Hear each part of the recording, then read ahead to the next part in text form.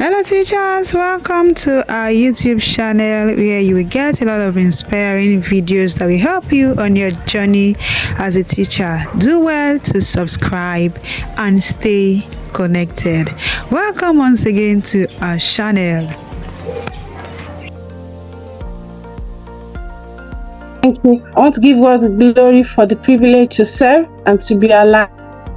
To do this is possible. If God didn't show me mercy, it is possible to prepare for this and not be here. I want to thank God for that and everyone who has worked hard for me to be able to do this. God bless them. Thank you, Mentor Goodness. She's my mentor. She didn't say that. And so, thank you for the opportunity to serve. I pray that all that you are doing to make us better teachers, that God will breathe on it and it will bring amazing results that will transform the educational system of Nigeria. In Jesus' name, amen. So, our topic today is smart classroom management. And just a quick one, I want you to type in the chat box your name and where you're joining us from. As you're doing that, I also need you to please write down one or two misbehavior in your classroom or in your setting that you are not happy with. One or two misbehavior in your classroom that you are not happy with or that has been reoccurring, and also how you have managed it.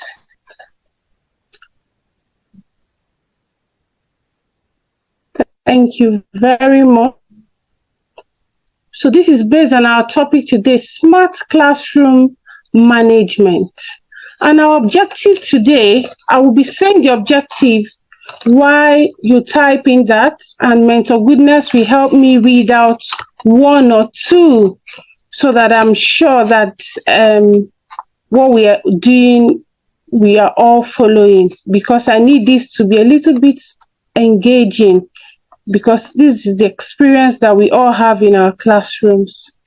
So type it in, Mentor Goodness. Once I'm done with the objective, can you kindly read out or share in my own chat box what they are sending in as a misbehavior. So our objective today is to equip educators with effective strategies and tools for managing a smart classroom. And in doing that, we do that by explaining some technological tools that can promote student engagement, teacher sanity, and improve academic performance. There are some very basic keywords in this objective for today. The first keyword is the word equip, and that's what we're doing. For you to be equipped for something, you need to listen, you need to pay a bit more attention so you can get something to be able to relate in your classroom. You need to write down the strategies and the tools for managing your class or managing individual behavior. You also need to look at some technological tools that can help promote student engagement, that can help with your sanity as a teacher, and that can help improve academic performance of the pupils. So now that I've finished the learning objective for the day, I will just read out a few misbehavior sent in by my fellow colleagues online. Somebody typed in a child not ready to learn, bullying and distracting other kids, pupils interacting when explaining. So I will pick one of these examples to give practical example on how we can implement this in our classrooms. If you have watched the video for last year, I'm not sure I want to start from there. The reason is because the video is there, you can always look at it. So I don't know how many of us can see this paper that I'm holding up. Our second activity is to draw, if you are not too artistic, in your notes, draw a human being, and I want you to write down the following, just a quick sketch: the hair, the hand, the neck, the body. Now, we are all humans, and we were once children growing up and changing from unacceptable behavior to acceptable behavior. So the change didn't happen overnight. There are some factors that affect the way we behave, either positively or negatively. Some of those factors: one, the expectation a child has based on their family background, the level of the child's development, previous experience of the child's self-esteem, the child's sensory and physical needs, the child's skills and ability, family personalities, and many more that I cannot mention due to time. These things affect the way people behave, learners behave, even you as an adult. So you will agree with me that as a teacher, I hope you know that you are kind of the head of your classroom. So the way you behave flow down to your pupils. The way you get organized in your teaching, in planning, in organizing your class, in arranging your class, flow down into what you will see your pupil do. I'll give you an example. All your teacher resource, textbooks, laptops, tablets, desktops, pupils' notebooks that you need to mark. Do you know that the way you arrange them in your class determine how your children will drop their homework when they come in? True or false? Can you type in the chat box? True or false? True or false? If your learners always see all mathematics book in one side labeled, or English book labeled, or in their right places, you only 1% will come and fling it. I believe that we all agree with it. So I need us to pick up our writing materials for us to get what we are looking at. The first word in my topic is the word smart, and the second word classroom, the third word management. We all agree that smart most of the times relates to technology in the classroom. So classroom management refers to the strategies, the techniques, and tools used by teachers to create and maintain a well-organized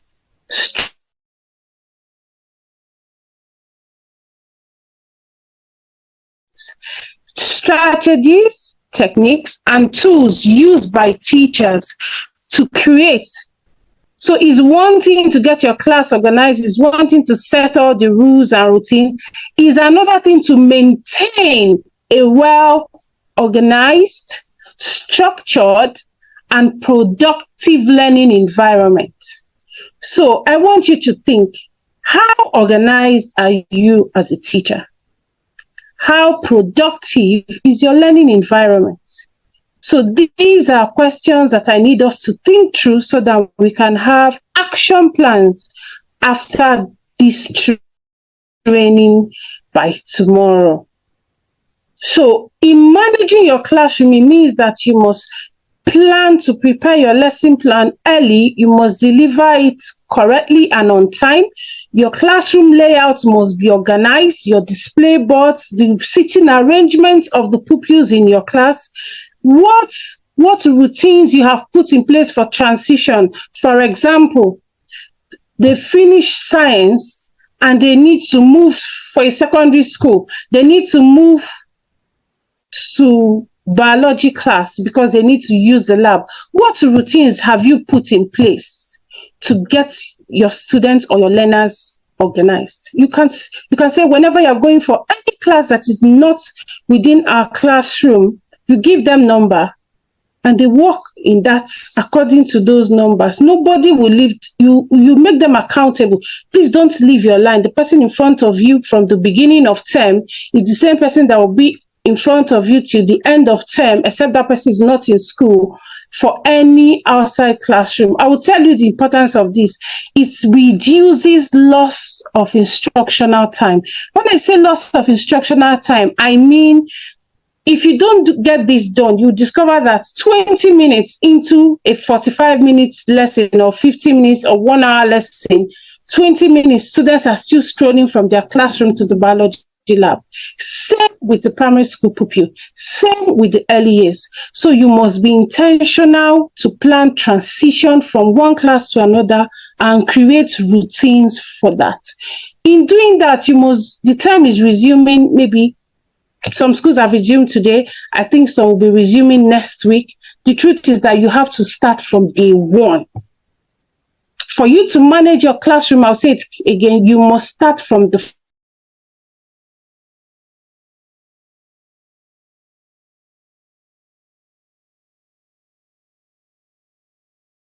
first day.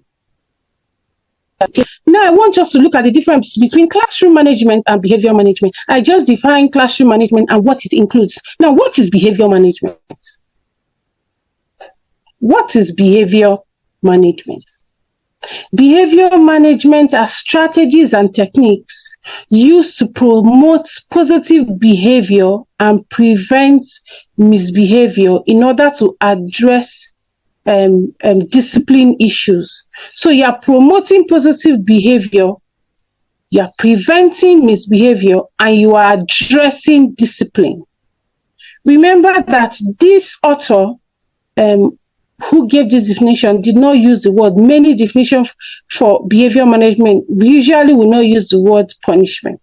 They will use the word disciplinary. I need us to take note of that. In managing behavior management, you have to set clear expectation. You have to tell them what you're expecting from them. I'll give you an example of how to manage behavior. School resumes. You would have prepared as a teacher what to do. You set a clear expectation. In this class, we keep an eye on the teacher during lessons. We keep hands and feet to ourselves. We put on our listening ears. We show kind hands and feet. In this class, and I will tell you why I'm using the word in this class.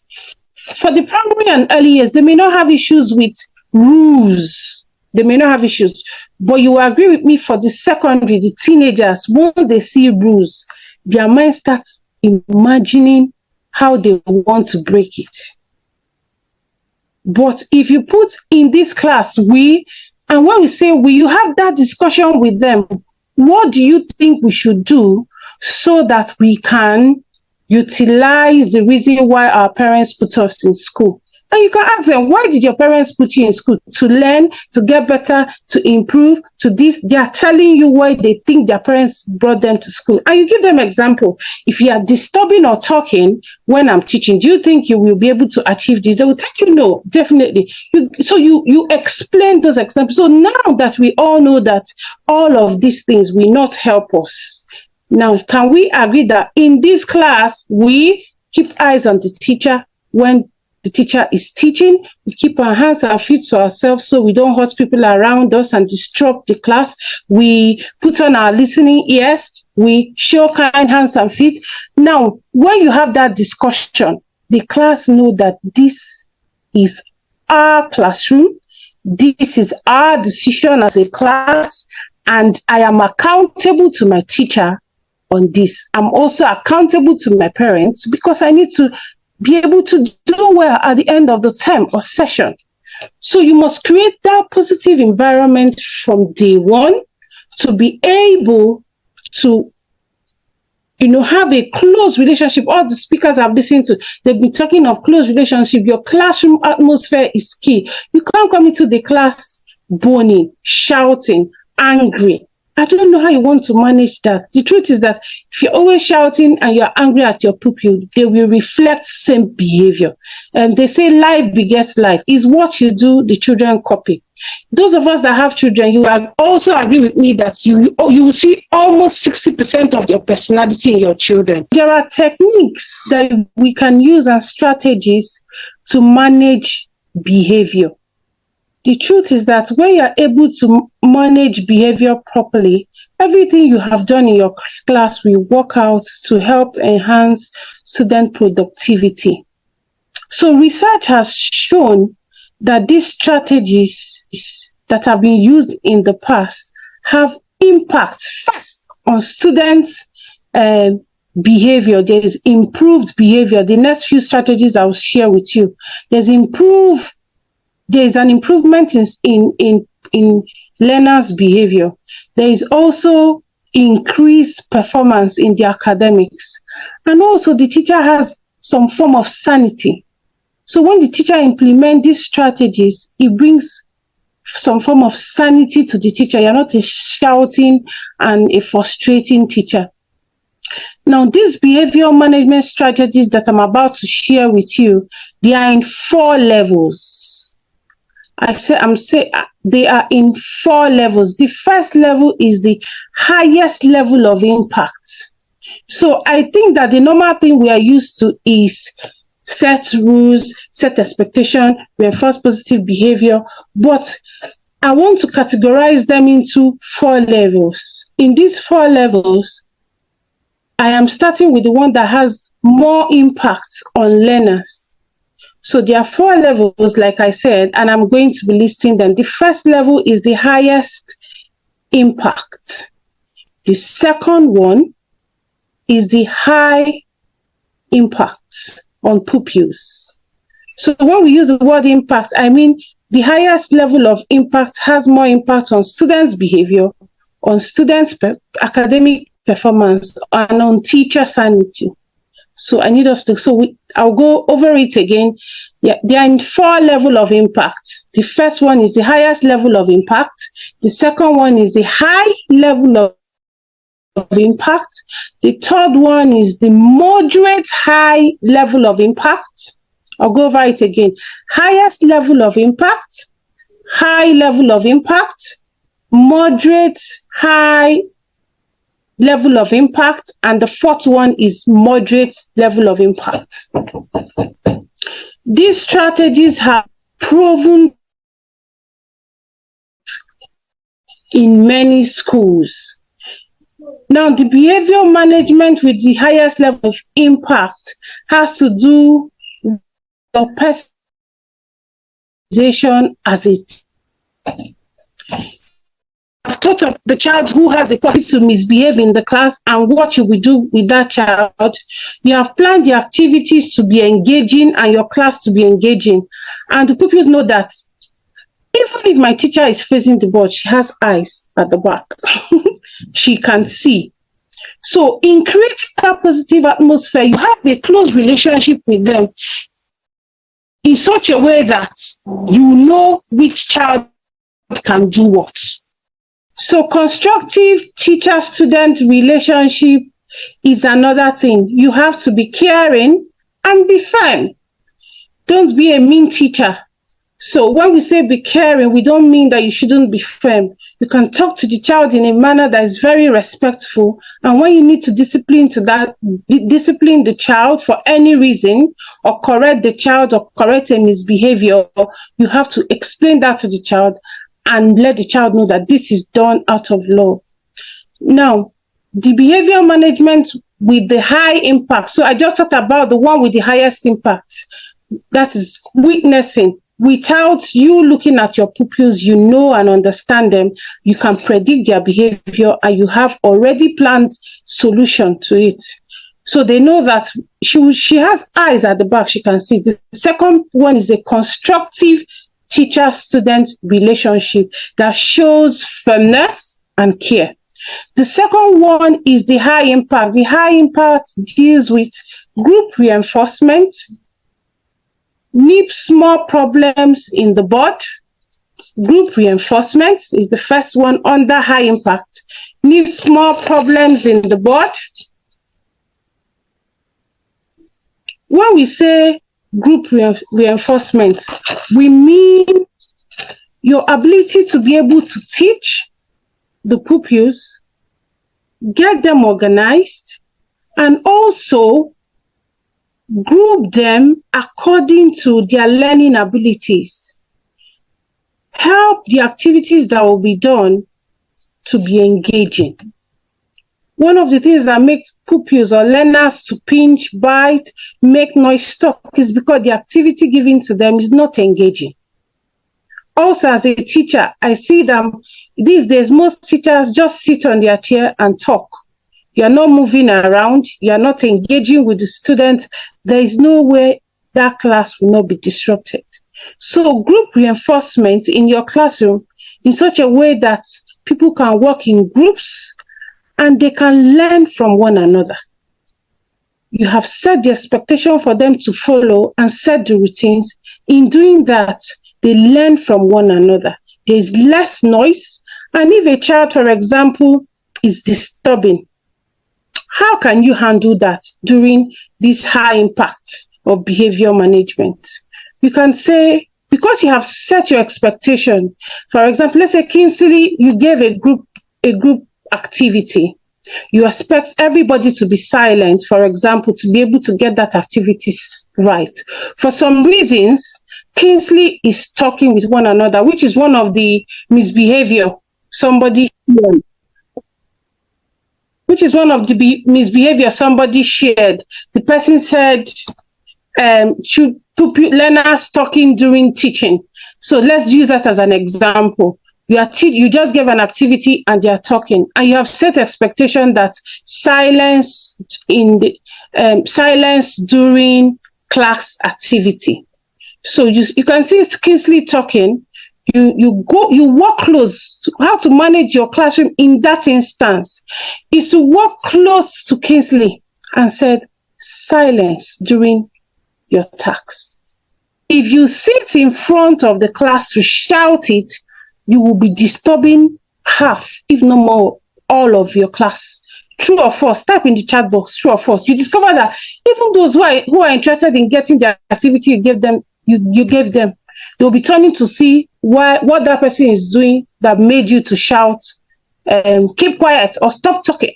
Just say, rather than using, trying to say stop talking or keep quiet, tell them the expected behavior.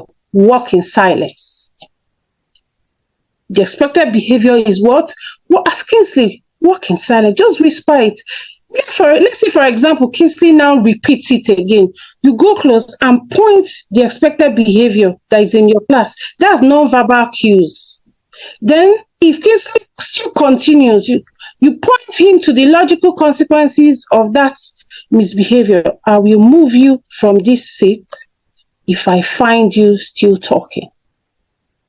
And so that's how to build it over time in order not to disrupt your classroom. So this is also a method used for nip small problems in the board. Don't start shouting. Just from where you are, make eye contact. Move closer to the group and tell them what you are expecting them to do. Reminding learners of relevant expectation or rules, whichever one you're comfortable with, you must do that calmly. And when doing that, for example, you came into the class to teach and you are finding, because of time, I'm just giving practical examples on how to respond. You have created a routine that everybody has the timetable on their desks or beside their desk, so they know what subject is coming next.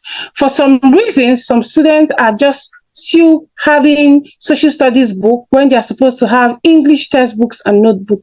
So you come into the class and use positive narration by saying, oh, I can see that Princess has all her book ready. She's even writing her dates and ready for the class. I'm waiting for the rest of you.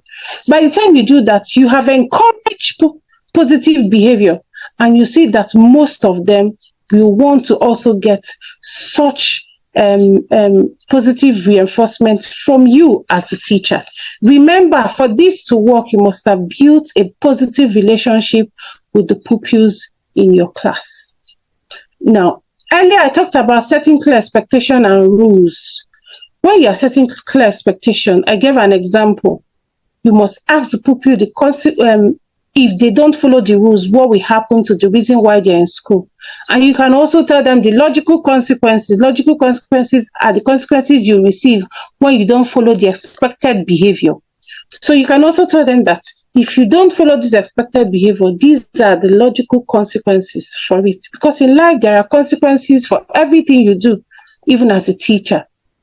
If you don't teach well, the consequences you will receive as a teacher is that you have low performing pupils. That's the truth. And if nobody tells you that, you should be able to tell yourself, sit back and reflect on why you have a poor performing class. And one of the ways to solve a poor performing class is to first manage your emotions, which we had yesterday, manage your own behavior, then manage the behavior of the pupils. I'll go over that again. For you to be able to have a classroom that is sane, the atmosphere is positive, there is improved behavior, positive behavior, and there is increased academic performance. You as a teacher must first manage emotion. A speaker talked about emotional intelligence, I think yesterday. Secondly, show good example as a role model.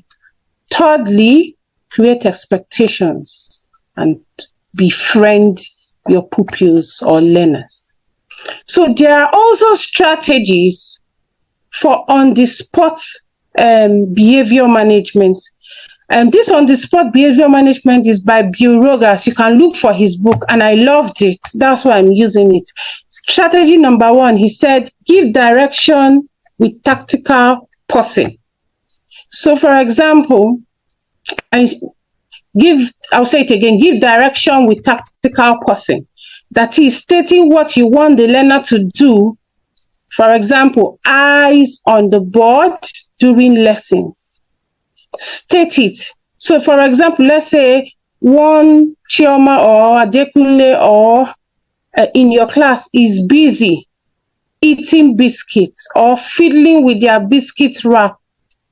What you're supposed to do is not, why are you holding that in your hand? No, you just give direction. You call the name of the child, Princess. You pause, and then you say, put that in the bin.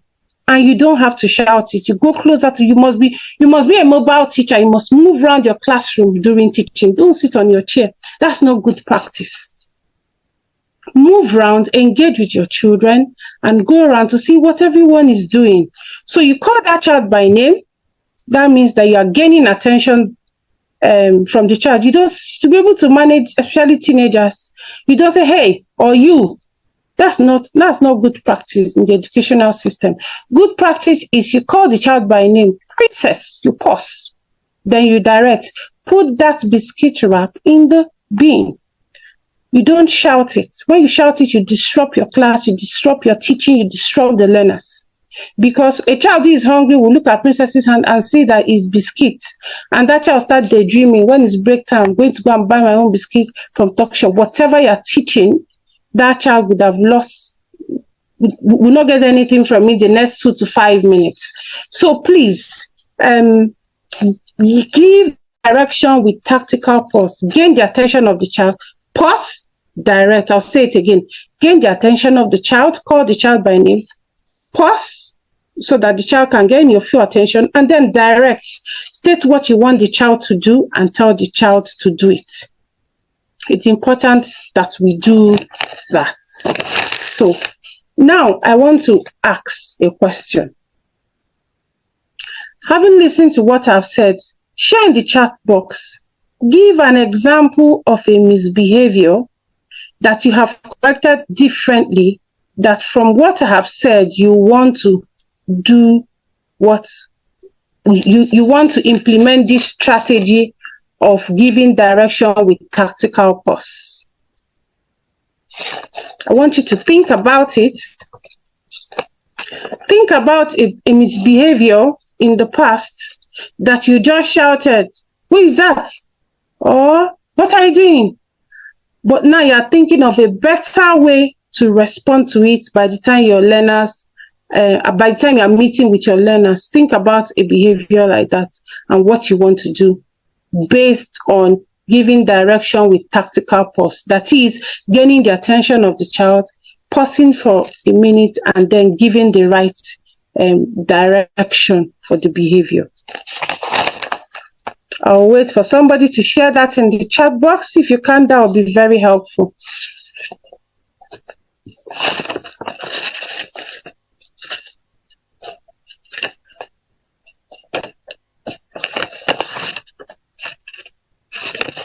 Anyone in the chat box?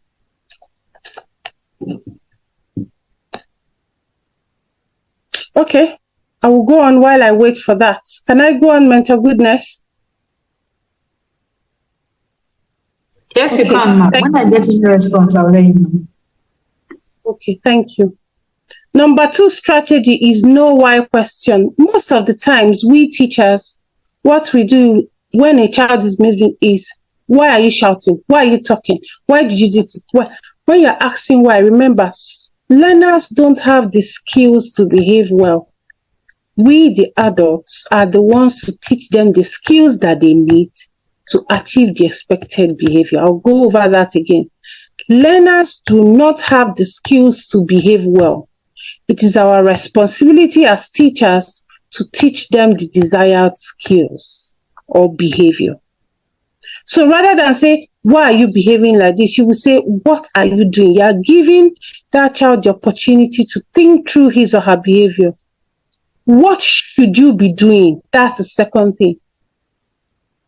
While they're thinking about it, let's say, for example, the child is putting their leg on the table when the class is going on. You and I know that that's not a good thing to do in the class, especially for the teenagers.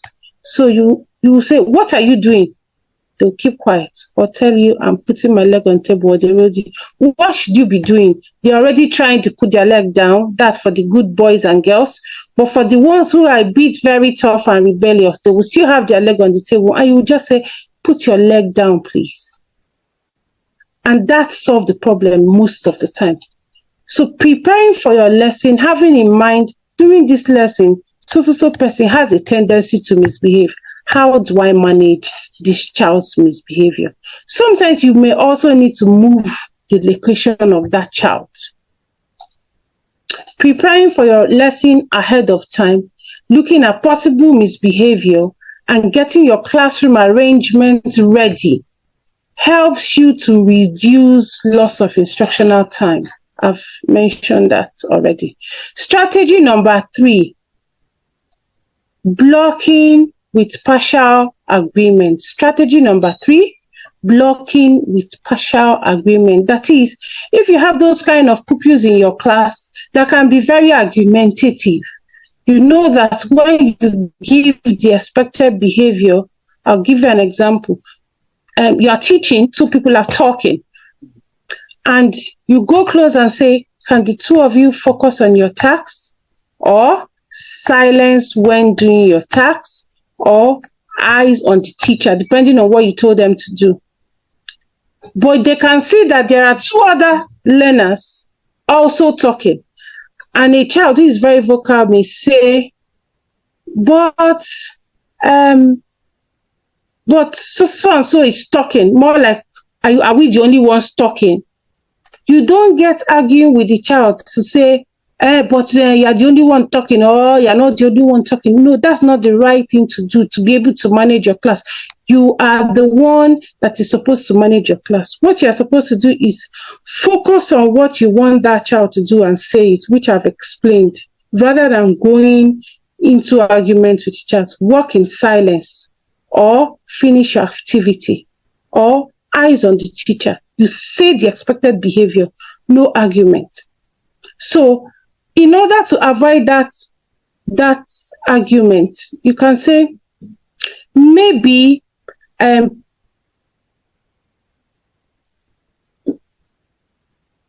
somebody wrote writing while explaining. Yes, so you're still explaining, activities still going on to engage in the class. Let me tell you why students are usually we write while explaining. Let me tell you why.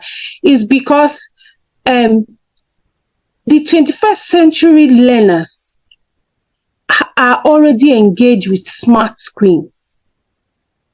So what you are teaching and what you are teaching is not multisensory. That is, you are not using technology, you are not using pictures, you are not giving them activity that can make them move place to place and engaging. the truth is that they will rather copy notes than listen to you. I'll give you an example. You are teaching parts of a plant, for example, in biology or in science in primary school. You put your objective. You know you want to achieve 2 objectives. As a 21st century teacher, you cannot be looking into textbook to teach that, to have a class that is engaging. I would rather suggest that you either look for a video on YouTube on photosynthesis on how a plant grow and parts of a plant, or you print pictures, cut them out and tell the children to merge all these pictures to form different parts of a plant. By the time they are doing it, you form them in group. Children will not have time to copy notes, true or false. So as you are doing it, you are explaining, you are telling them, this is this time means this, the root means this means that. While you are doing that, you see that your class is interactive and is engaging, there's less disruption, and students are learning. So the reason why most pupils do that is because we are just doing lecture method.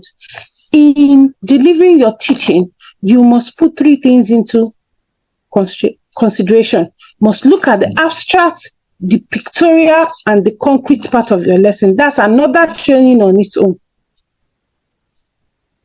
So your lesson plan must be rich enough to engage your classroom. It must be rich enough to engage your classroom. So back to what I was saying before I address that. What if, I have a question, what if they complain that they are not the only one talking? What will you do as a teacher? You restate the expected behavior, and then you remind them that maybe Cynthia and Princess are talking, but I want you to do your work in silence. You are not going to argue with them. As you're saying it, you're working out. That child will not have time to argue with you. This has worked for teenagers and secondary school students. Research has shown that they have a tendency to prove their point and to give you all manner of behavior, but you are the one to be able to take these strategies. I'll name that strategy again: blocking with partial agreement. You agree with them that yes, these 2 people are talking, but I want you to do what? To work in silence or to finish your tasks. It's very important. Strategy number 4, conditional permission. Conditional permission. Strategy number 3 is know why question. Strategy number 2 is know why question. Strategy number 3 is blocking with partial agreement. Strategy number 4 is conditional permission. Conditional permission, I'll give you an example just to save time. A child does not like to eat fruits, but the parents always pack fruit for the child. You have taught parts of fruit or classes of food and all the importance of eating healthy. That child is still not liking to eat fruit. But you know the child likes to play. What do you do as a teacher? You can tell the child, when you finish your fruits, you can go for break. You are giving a conditional permission as a teacher. You are not arguing with the child. You are not allowing the child to misbehave. You can tell the child, when you finish your food, you can do this. Somebody put in chat box, eating in the class while teaching. You can go close to the child and say, why are you instead of saying why are you eating, you can go close to the child and say, did you have breakfast this morning? Yes. Is it time for break? No. Then put that food away. Rather than asking, why are you eating? You just want, so if the child now say, no, I've not had breakfast, you say, oh, you must be hungry. Oh, I'm sorry about that. Then can you be patient? You eat during break. That child will take, rather than shouting, come on, try that food. Will you try that food? Who is in the class? That's not a good practice as a teacher to be able to manage your class. You can go and say, did you have breakfast? Yes. So is it break time? No. Put that away. You have it during break time, and put your eyes eyeball to eyeball with that child. The child will put it away. Don't move out. If the child says, oh, I've not had breakfast. Oh, I'm sorry about that. Can you be patient? Break will be in 40, 50, 1 hour time, I think you can be patient. Have a sip of water and you will be fine for the next 1 hour. That child, when you do that often, you will see that there will be improvement. Strategy number 5, first choice. For example, Kingsley is misbehaving and not wanting to listen or pay attention, or chatting with another person in the class. You redirect that. So this first choice work hand in hand with redirecting behavior. You redirect that behavior by saying, no, let me use another example. Maybe a child is playing with a toy. A child in an early years playing with a toy. You can say, put away that toy, or you put it on my desk. You must, in doing first choice, you must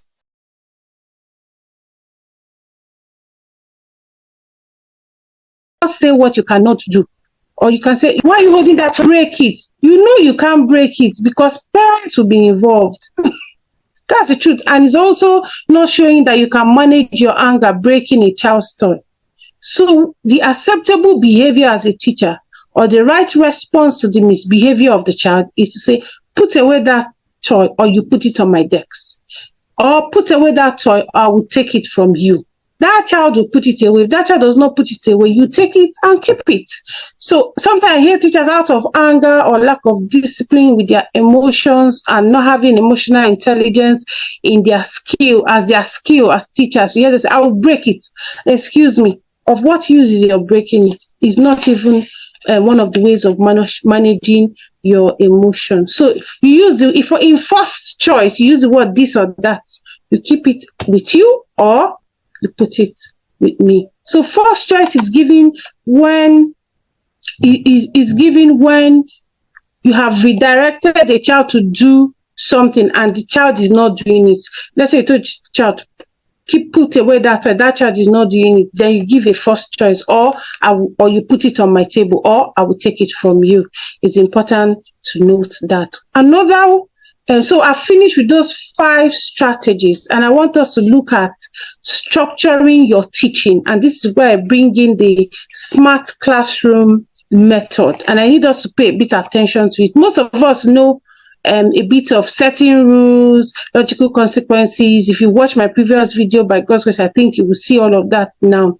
But in education, things are improving, and there are a lot of technology in place. You must plan and organize, structure your teaching. Plan and organize your teaching before the new term starts. Organize your classroom. Do your sitting and students are not around. I don't know how some people do it, but in the times where I taught, my holiday is not just holiday. I sit down to strategize my class. I do some mind mapping, draw some arrangement. Oh, how many people am I expecting this term? Maybe 25. These are the things I must have gone to the previous class before the term ended. Ask the teacher how the pupils in the class are doing. Go through their record, and I start preparing for the new term. If you are getting something new that will help you as a teacher, can you share a thumbs up, please? Or a smiley face? Or better still, share what you have gained so far. So I'm back to the next point. Structure your teaching. Planned and organized teaching has more impact on classroom behavior than when you just go in without planning what you're supposed to do. And I've talked about how you can plan your tasks, your activities, getting to know learning styles of your people before the school resumes. When planning your teaching, you must have in mind different needs of your learners to be able to manage your classroom. If you know that you may have special needs students in your class as the school is resuming, you start researching that behavior, the characteristics of such behavior, and how to support those kind of people. Don't tag the child. When you tag the child, you limit the potentials that that child has. I'm not going to give example because all the previous speakers have given amazing, wonderful examples. So in preparing, you must be prepared. If your school uses smart stuff like your laptop, your tabs, your desktop, Google Classroom, Flipped Classroom, if they use all of that, then use it well. Please use it well, but prepare ahead of time. You cannot predict what supply will do. You cannot predict what your laptop will do. You can't predict many things, but use those things on time. Prepare for your class and prepare for individual needs. Explain and demonstrate what you're about to teach, putting into consideration the different needs and learning styles of the pupil. And some of them may be visually impaired, some of them have special needs, some of them have ADHD. You must put those people into consideration in order to manage your class. Sometimes you are fixed as a teacher because you don't have a teaching assistant and you have one or two pupils that have these special needs. You can manage them if your class is not up to 50. I'll tell you what to do. You make sure that your lesson is prepared in such a way that is engaging, is multisensory. And I gave example of parts of a plant. You can group your class, and you remember these ones will be better off cutting and sticking parts of a plant to make a whole. These ones can draw, I can print it, and these ones will paint or color and label. But this particular child needs to watch it on YouTube or watch a video. So what do you do with those kind of children with special needs? You put the laptop in front of them and play it for them to watch while you go around your class, meeting the needs of every child. It is achievable. It is very, very, very much achievable. And the next thing to do is to judiciously use group work. Before you use group work, you must make sure that individuals have understood what they are expected to do. The learning objective have been achieved for each child, and that you are sure that they can carry out any activity given to them and they can apply it to real life situation. Teaching strategies for a smart classroom in managing your class. There are strategies that you can use to also manage your class. You can use the flipped classroom. You can use personalized learning, which I've explained directly or indirectly. You can use feedback and assessments. Now, I'm going to major just on one or two because of time. Flipped classroom. Flipping your classroom is to be able to, ahead of time, prepare. Give them the topics, give them materials to read.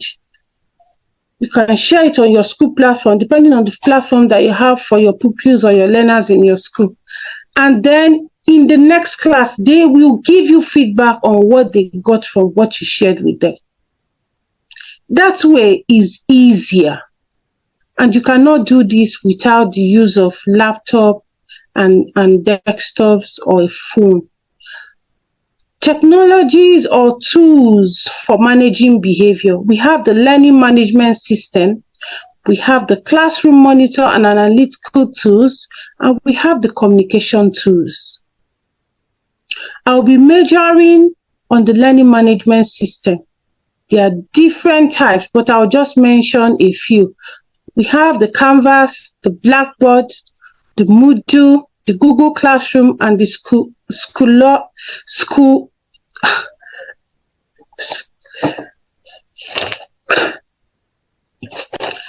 So in using all of this, some schools are using Google Classroom already, some are using Canvas, some are using Blackboard, but whichever one you are using, you must make sure that it works for your school. What may work for school A may not work for school B. What may work for school B may not work for school C. So it's important that when you are planning your teaching and you are using any of these tools, you can put in your assignments, the resources that you need. You can give feedback on for example, Google Classroom. You can give feedback. Parents are seeing it, the pupils are seeing it. You can mark and record, they're seeing it. Let me tell you the importance of assessment.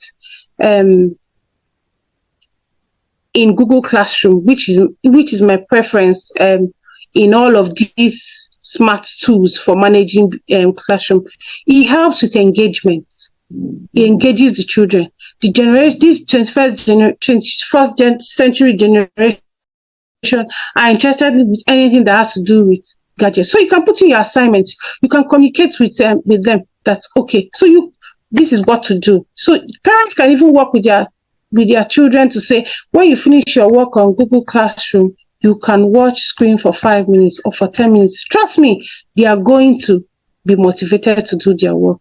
You can also store your attendance, your grade book, your resources, teaching resources. You can collaborate with parents with Google Classroom and also engage with students. So even after work, you can engage with your pupils to know if they are meeting expectations. So these are the different tactics we can use when structuring our teaching in the classroom. And as you do that, you must do what? Hold them accountable. Hold them accountable for what you have asked them to do. And students, if learners know that my teacher will ask me about my homework or will request for feedback, they will prepare for it. Now, the behavior management with moderate high impact. I talked about the highest, the high. I've explained all the points under highest and high. And I'm talking now about moderate high impact, which we are used to. Individual reinforcement and routines. That's the one we are used to. Put it on the board or put it on your interactive smart board and pupils will see it. Once they see it, they are fine. You say, these are the rules, these are the expectations, follow it. If you don't follow it, these are the logical consequences. Now, I will tell you why I went through this route. The first one is more relational. You are building positive relationship with your learners. That way, you have a common understanding of what is expected and what is to be done. It is not as tedious as setting rules and routines.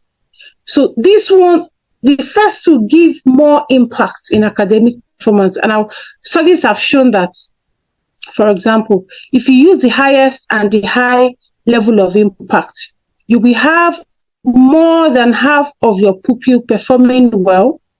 You will have more than half of your people improving in their behavior.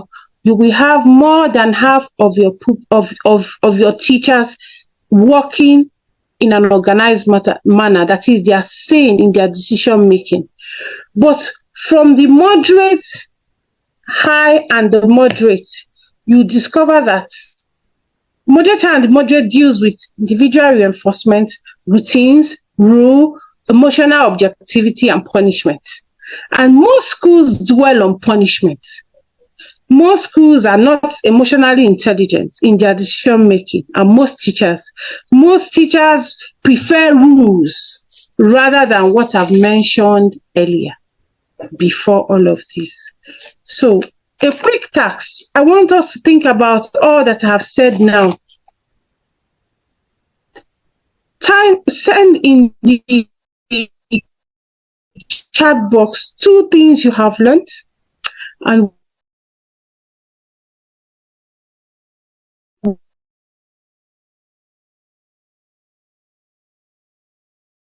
one thing you want to do differently. Mental goodness, can you hear me? Yes, ma, I can hear you. Okay. Please type in the chat box 2 things you have learned and 1 thing you want to do differently to manage your classroom or to manage a behavior in your classroom. That feedback. I will proceed by saying that there are benefits to using these smart tools and technologies in your class. If your school cannot afford it, you can also make simple instructions that can help you manage your class. And I will give you a practical example. So when I used to, there was one school I taught in, I had a particular child who was really very disruptive. So I had to create an individual plan for this child. So now, in order to manage a behavior, sometimes you need to create an individual plan for a child's misbehavior. So in creating that individual plan, I set goals. What do I want to achieve with this child? My first goal and objective was that this child will reduce the behavior by 5%, by 80%. That is, the likelihood of this behavior will reduce in the class. And that behavior is active listening. When you are teaching, this child is just either looking up and down or drumming, or doing something that is not related to the child. So I told myself that I need to create an individual plan for this child. So I created that individual plan, wrote an objective to reduce the likelihood of disrupting the class. And my second objective is to improve active listening and to improve in academic performance. So in doing that, I asked myself, what kind of intervention do I need? Positive reinforcement. So I moved the child away from the group of people that he sits with and put the child close to me. For each time I see this child listen in the space of 5 to 10 minutes, I'll say, oh, well done. I can see you're listening nicely. High five. And I'll give high five. And he will giggle. He will smile. In giggling, I know that I'm getting his attention. The reason why he was hitting the table and doing stuff is, first, he has a special need. HAD children are usually very proactive, but that's their way to seek attention and to get their mind off whatever you're doing. So I started looking for alternative teaching method for this child. And I got a few stuff and placed for the child to be engaging with. So for example, I remember that period I was taking numeracy for basic 2. And he's very much hands-on. He loves his fingers moving. He likes to hit the table. So I decided to get building blocks. We're doing an addition. Building blocks that has 3, the circle stuff you have in different, some are 3, some are 4, some are 1. So I gathered all 3s. We're making 10s. I gathered all 3s, all 2s, all 4s, all 1s. So first of all, we did making 5s and then making 10s, addition in numeracy. So I put them on the table. So I told the child that, look at it, the worksheet, the activity for today. Use these building blocks, arrange them on how you can make your 5s. That's when I was teaching making 5s for the week. So I gave him the ones that has 4 circles and 1 circle. Lo and behold, I discovered that this child will arrange all the additions with building blocks. And I was like, and no disruption. He was no longer hitting the table. He was no longer kicking his feet and his hands. And even sometimes when he finishes and I see it, he will start building. He will build the building blocks and say, oh, Miss Chinyere. Then I was normal. I said, oh, Miss Chinyere, I just did London Bridge. I just did the London Bridge. So I found out that worked. Creating that plan worked. I had a conversation with him and the parents. I said, if you do this, these are the consequences. But if you don't, these are the benefits. So we created a reward chart. And for each time he made progress, we monitored his progress. We gave him some smiley faces and some stickers. In doing that, there was an improvement in this child's performance. There was an improvement in this child's behavior. And I was sane as a teacher. So the objective was achieved. I became a happy teacher and I have a happy child. So what would you do differently to be able to engage the pupils in your class and to manage their behavior? I charge you all to put in your best and do all that you can, following these strategies to be able to produce pupils and learners who are responsible in our society. Thank you very much. Dear teacher, thank you for watching. Do well to subscribe to get more inspiring videos that will help you on your journey as a teacher.